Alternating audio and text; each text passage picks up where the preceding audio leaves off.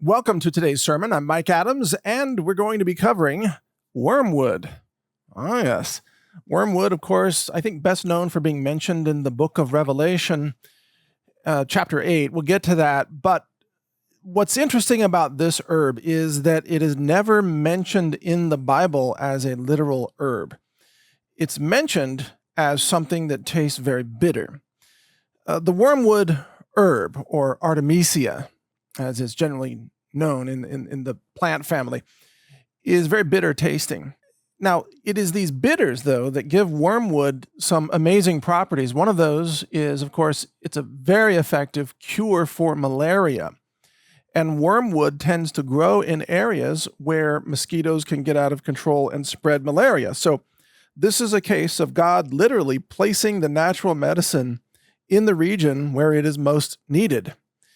And the very bitter taste of wormwood tells us not to eat it as a food because, well, the artemisinin that it contains is not a food. It is a natural medicine, and it should really only be used therapeutically or medicinally when needed, but not consumed every single day. As with a lot of these natural molecules, there can be toxicity if over-consumed as a food. So one of the pieces of wisdom that God does is, through Mother Nature, of course, expressing the mind of God through God's molecules, is that he puts tastes with the herbs to give us a clue as to its use. Something that you are intended to eat daily or frequently will taste neutral or good, such as fruits from the orchard or nuts or seeds or grains, for example. Who doesn't enjoy oats or rye or wheat or even corn later? I'm not saying corn was in the Old Testament, but what I'm saying is that if it tastes bitter, it's because it contains typically very powerful molecules, sometimes alkaloids, for example. The bitter taste is the taste of the medicinal molecules. In other words, the bitter taste is associated with its medicinal potency. And although different natural medicines have different types of bitter taste, the fact that it tastes kind of yucky or bitter, it's an indication from God that this is to be used sparingly. So wormwood is mentioned in the Bible as something that is bitter. Let's get right to the book of Revelation. So reading from the book of Revelation, chapter 8, the very first verse, when he opened the seventh seal, there was silence in heaven for about half an hour. And I saw the seven angels who stand before God, and to them were given seven trumpets. And it goes on from there. You're probably familiar with some of this, the angels and the smoke of the incense and so on. So then it goes through the trumpets, the first trumpet, the vegetation, the second trumpet, the seas. The third trumpet is the striking of the waters. And this is where it mentions wormwood.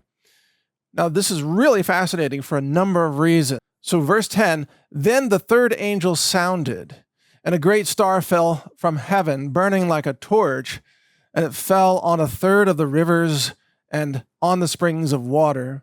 The name of the star is Wormwood. A third of the waters became wormwood, and many men died from the water because it was made bitter. Now, for context, remember that the book of Revelation was written by John.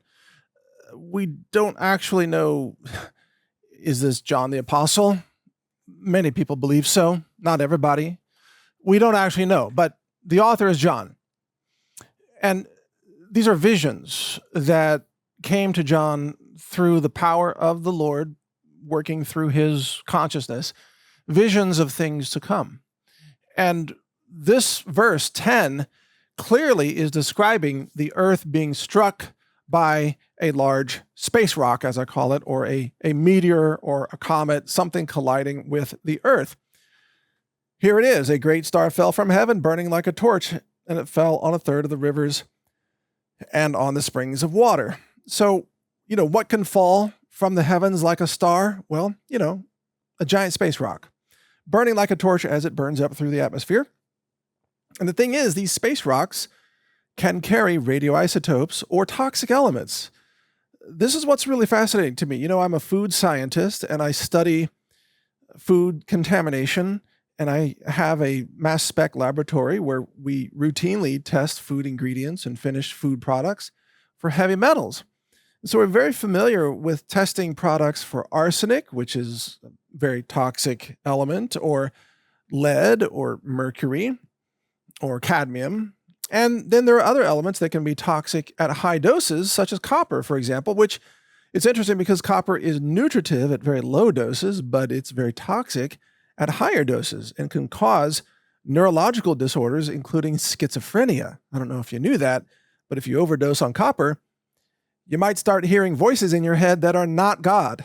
So just keep that in mind. So whatever is on this great star or this space rock that fell from the heavens, it turned the waters bitter. Does that refer to radiation, or does it refer to metals? Now, I believe that this is referring to metals, because if you taste the wormwood herb, Artemisia, it is a really nasty, bitter taste. It tastes like some toxic metals. Not that I run around tasting a lot of toxic metals, but I do remember drinking water from wells, especially in my youth, visiting family members in different rural locations, and they had different wells, and some of the well water was crazy nasty, and I did not know why until I became a food scientist. Now, looking back at what's wrong with this water, now I know it's because of heavy metals contamination. And it gave the water a very specific taste that I now know to be heavy metals. I don't know which metal it was. There's one place in particular where I used to drink water, and I know it was metal. It might have been arsenic. It might have been copper. It might have been some combination. I don't know for sure, but it might have been selenium. There's a lot of possibilities in well waters across America and around the world. But did you know that arsenic contamination of wells is the #1 cause of cancer around the world? Now keep that in mind, because this gets very interesting when it comes to the wormwood herb. But in any case, in the Bible, then, in the book of Revelation, it says 1/3 of the waters became wormwood, and many men died from the water because it was made bitter. So they were drinking it, and it was so toxic, so filled with heavy metals that they died, or possibly radioactive substances, if that's what you think this was referring to. And it could be, but I think it's metals because of the taste. Now, possibly it's both.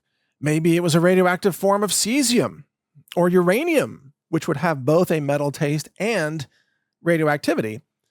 But thinking about where space rocks come from, if there were radioisotopes breaking down in the space rock, then if it were a high output radioisotope, it would have already gone through most of its half-lives during the space rock journey, right? So cesium-137, for example, has a 29-year half-life, which means after about 290 years, or 10 half-lives, it's considered essentially non-radioactive or harmless. And 290 years for a space rock is nothing. You would figure that many of these space rocks have been flying around for millions of years. So the only kind of radioisotope that could survive a very long trip on a comet or a meteor or what have you would be one that had a very long half-life, maybe a half-life of like 1,000,000 years. And that long half-life means it's not emitting much radiation right now. It's barely emitting radiation, and therefore the radiation coming off of it is not itself harmful. It's just not intense enough. So yeah, can you eat radioactive uranium? Well, I'm not recommending that you do, but if you did, depending on the isotope, you would hardly be exposed to any radiation at all, just to be clear. You can actually buy radioactive uranium online. I think you could buy it on Amazon, and you can have it shipped to you because it's so harmless. It's not even considered really a hazardous shipping substance, at least not to my knowledge. I bought some years ago just to test the radioactivity of substances and the efficiency of water filters in removing radioactive substances in my laboratory. And I was able to just get it shipped, without any special permissions or anything, just buy it over the counter, okay? So that's why I believe that in the book of Revelation, it's referring to metals, not radiation. So metals poisoning can cause cancer. Lead, for example, also causes mental retardation or neurological developmental retardation, and many other problems, musculoskeletal problems, heart problems, and so on. But cancer is a common side effect of both arsenic and, to some degree, lead, and we won't even get into mercury here. Well, I've got a story here from naturalnews.com, published in 2023. And here's a quote from the journal Pharmacology and Therapeutics, which is talking about artemisinin for cancer. It says, quote, "Artemisinins have an excellent safety and tolerability profile, as well as being affordable for development in low and middle class income countries at around $1 per daily dose. Robust, well-designed clinical trials of artemisinin drug repurposing are indicated for a variety of different cancers and treatment settings." It goes on and says that artemisinins are a remarkable class of compounds that have shown promising cytotoxic effects, which means it kills certain cells, against viruses, fungi, and a variety of cancers, as well as powerful anti-inflammatory effects in animal models of asthma, sepsis, arthritis, pancreatitis, systemic lupus, and hemorrhagic shock. The paper explains, I'm reading from the article. Now, these artemisinins, this is a class of compounds, contain a molecule called DHA, which is dihydroartemisinin. And then there are other molecules that are found in the plant that are converted into this dihydroartemisinin, or DHA. And the story goes on to state that sweet wormwood, also known as qinghao in Chinese medicine, has been used in traditional Chinese medicine for 2,000 years to treat fevers and a variety of inflammatory conditions. It says renowned Chinese physician Ge Hong, I'm not sure the intonation of that, who lived in the 3rd century AD, I believe is what it's saying here, listed qinghao as an essential remedy for fevers in the publication called Emergency Prescriptions Kept Up One's Sleeve.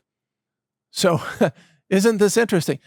And in 400 BC, when Hippocrates was describing the plagues and the tertian fevers frequently affecting people who live close to swamps and marshlands, well, the Chinese physicians in traditional Chinese medicine were writing about being able to use artemisinin to treat those conditions, noting that the sweet wormwood herb grew naturally in those areas.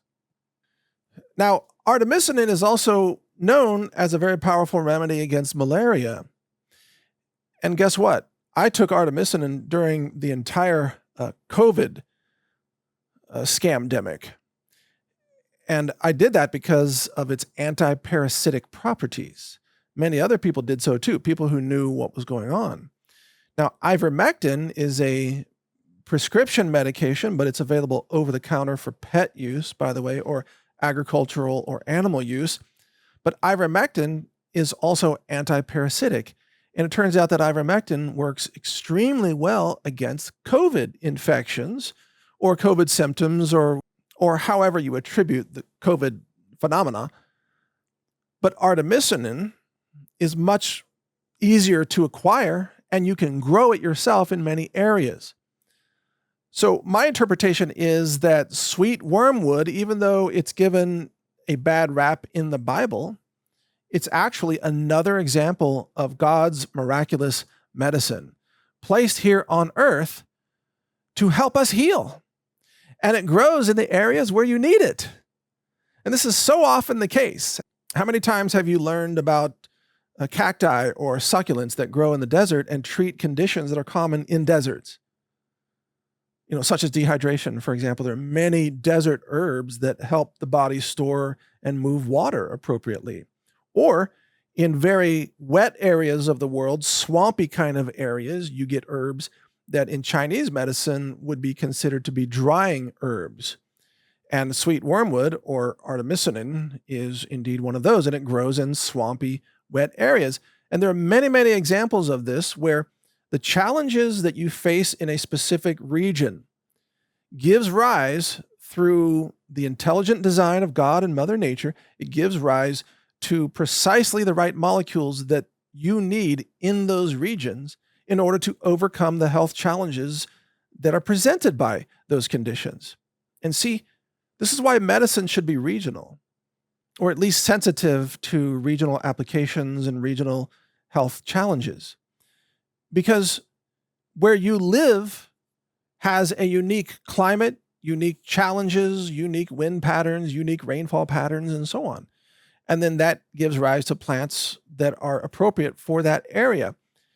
If you start to take one synthetic universal medicine that the FDA demands or that the pharmaceutical industry demands, then you're not being sensitive to the individual needs or the customization of medicine that is represented through God's plan for medicine. And this is why God doesn't put the same plants everywhere, because you don't need the same plants everywhere. You need certain plants for certain regions.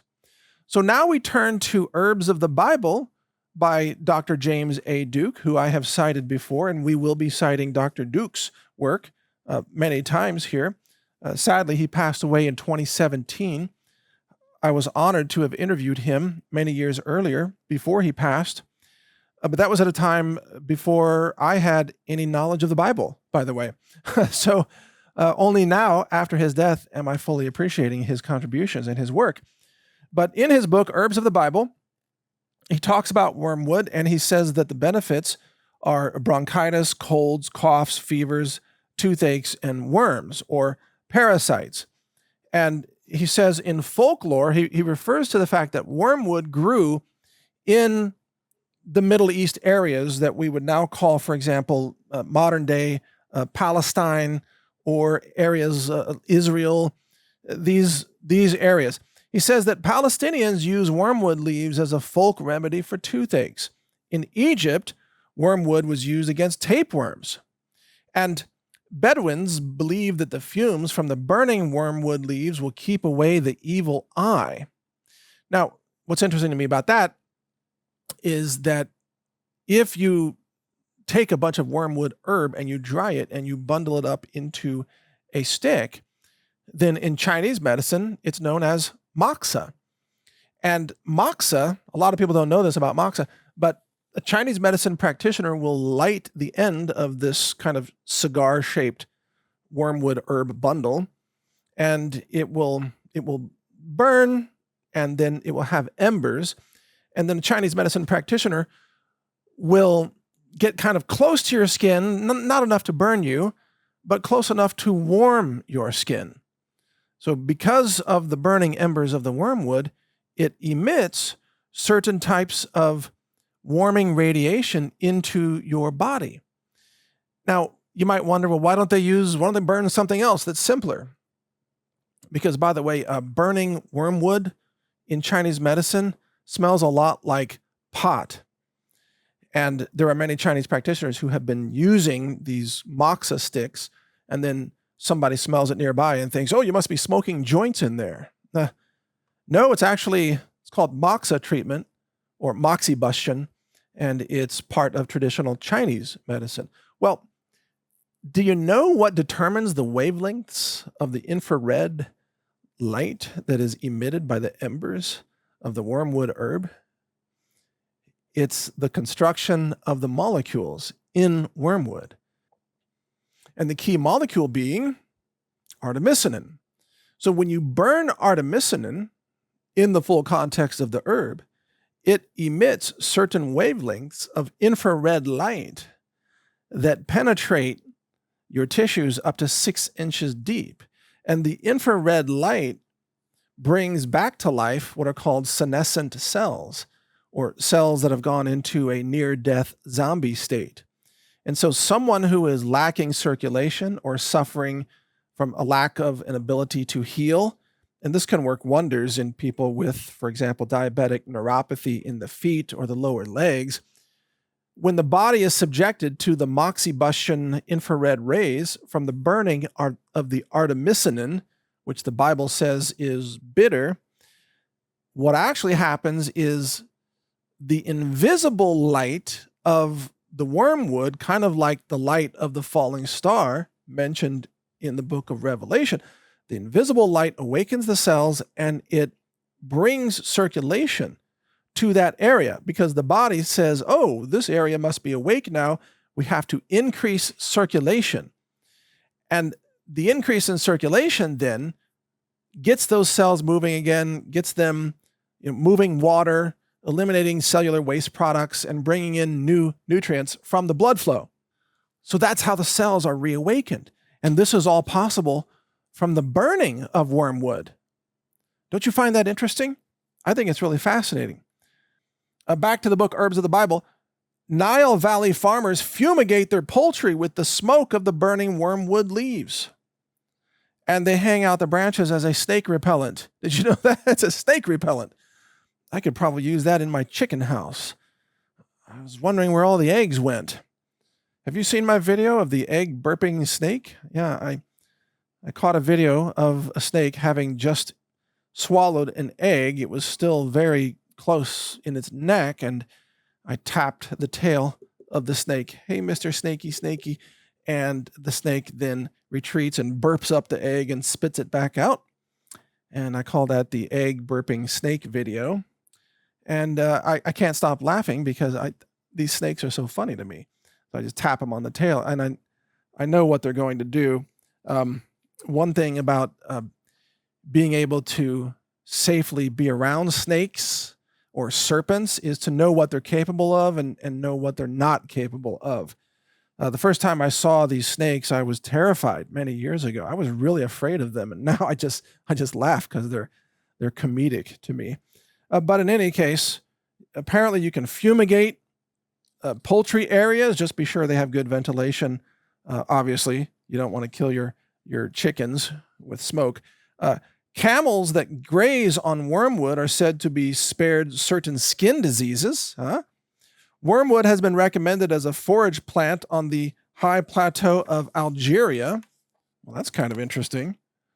And it says that Bedouins expose their newborn babies to the smoke of burning wormwood leaves to ensure the baby's good health, and then they insert leaves into the nostrils, not of the babies, but of themselves, as a decongestant during colds.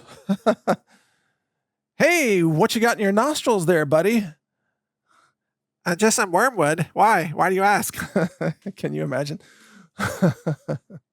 So anyway, to bring this full circle, isn't it fascinating that, again, the Bible talks about something falling out of the sky during the book of Revelation, which probably, by the way, is a judgment against man's sin. And I expect we shall see this again at some point. We're going to see giant flaming mountains and space rocks falling out of the sky. No question about it.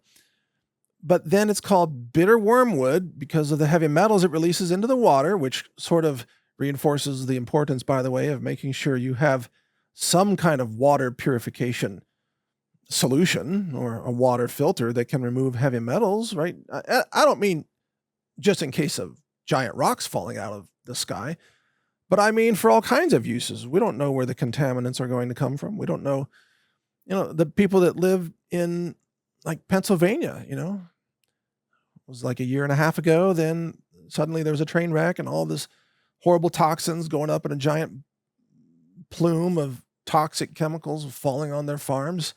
It's a good time to have a water filter, right? We don't know what's going to be falling out of the atmosphere because of man, because of man's chemicals and man's industrial accidents or man's war or man's nuclear detonations or terroristic detonations or false flag attacks or who knows what. So good idea to have a water filter. But then because of the heavy metals poisoning that can cause cancer, God places upon our earth the very herb, wormwood, that can help treat cancer and can treat parasites. So you see, as I say, if you walk around a typical forest, there is nothing in the forest that is not medicine. There may be plenty of things that are not recognized as medicine by whatever civilization is currently, claiming ownership of that forest, which is silly anyway. We don't own nature. We're just sort of here as stewards for it temporarily, but everything in the forest is medicine of one kind or another. And wormwood herb, or artemisinin, the extract from wormwood, is a very powerful medicine. If I were living in an area with malaria, I would absolutely make sure that I had this medicine handy. And you know how we talk about purity of the blood as one of the key pillars of the teachings of our church, right? Purity of the blood. The life of the flesh is in the blood. Well, here's another story from Natural News. Artemisinin is a powerful remedy against malaria, and it says here that the WHO published a question and answer page about artemisinin, and even the World Health Organization admits that sweet wormwood or artemisinin are part of, quote, powerful medicines known for their ability to swiftly reduce the number of plasmodium parasites in the blood of patients with malaria. See, this is even admitted by the WHO. And remember that malaria infects your blood with bacteria, with essentially parasites that are injected by the mosquitoes. And so achieving blood purity, sometimes you need to turn to these natural medicines. And that's exactly what we're seeing here. There's also another study published in 2018 in the journal Nature Communications. And it found that this artemisinin compound kills the malaria parasites in two different ways. It says that the consequent accumulation of proteasome substrates, i.e., unfolded/damaged and polyubiquitinated proteins, activates the ER stress response and underpins DHA-mediated killing. Okay, that's very technical, but basically it means that wormwood defeats malaria in your blood, and it therefore purifies your blood. Isn't that interesting? And you might wonder, well, I've heard about quinine. What about quinine for malaria? Yes, very effective. But there's also a review of the various medicines that have been used to treat malaria, and it says, this is from British researchers in the Cochrane database of systematic reviews, and it says that the evidence suggests that artemisinin drugs are no worse than quinine in preventing death in severe or complicated malaria. And it follows up and says, no artemisinin derivative appears to be better than the others. In other words, they all work.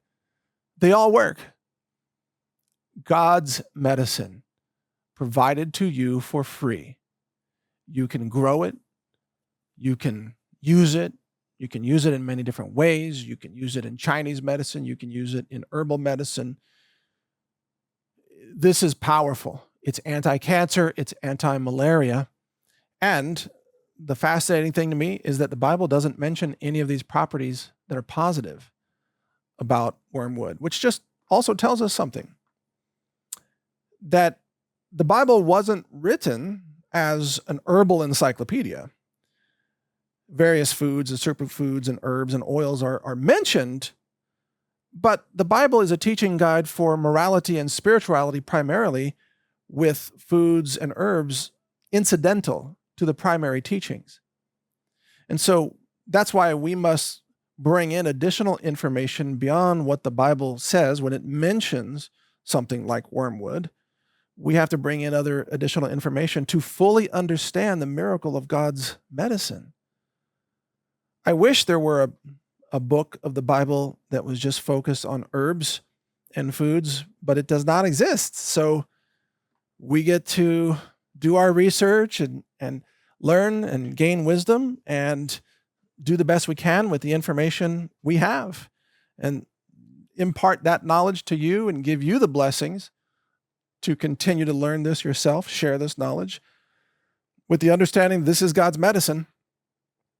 And frankly, for every chronic degenerative disease on this planet, cancer, heart disease, Alzheimer's, diabetes, every single one of them, God has an answer. God has an answer that has been here long before the very existence of the FDA or Big Pharma or any pharmaceutical company or any vaccine for that matter. God's medicine is eternal. It is free of charge. and it works. And it's safe and efficacious. But it doesn't enrich the pharmaceutical cartels, which is why the FDA refuses to recognize any of God's medicine. The FDA only recognizes satanic medicine. And this is the key discernment that we must keep in mind. The molecules that hurt you and harm you and kill you, like chemotherapy and the vaccine injections and all the rest, those are approved by the FDA. The molecules that help you and heal you and love you are authorized and approved by God. So in your medical journey, you can always make a choice of, do you want Satan's medicine or do you want God's medicine? Now, just for the record, I do understand that in emergency situations, there can be a God-aligned justification for things like emergency antibiotics or emergency painkillers or emergency, blood thinners for stroke victims at that moment. There is a place for emergency medical intervention, and I fully understand that, and I'm not opposed to that. What I'm saying is that chronic degenerative diseases are very poorly handled by Western medicine or pharmaceutical medicine, and they're not really handled at all. To stay healthy, to have longevity, to prevent chronic degenerative disease, turn to God's medicine, God's molecules, expressed through Mother Nature. And that is why I am teaching these sermons. As a food scientist, as a nutrition-oriented person for over 2 decades, and now as a teacher of our book of faith, our Bible, the Christian tradition with an overlay of nutrition. Hey, that actually rhymes. The Christian tradition with extra nutrition. So we'll have to do some rhymes and poems and limericks and so on, but we always have fun with this. Thank you for listening. God bless you all. There's much more to come. Be sure to hear the other sermons. We're at around 20 sermons so far out of 100, so we've got about 80 more to go. Wherever you found this sermon, you can go there and hear more sermons, and we're going to be covering a lot more foods and herbs, and also moral purity and other similar topics taught from the Bible and other sources that are relevant. So thank you for listening. God bless you all. I'm Mike Adams. Take care.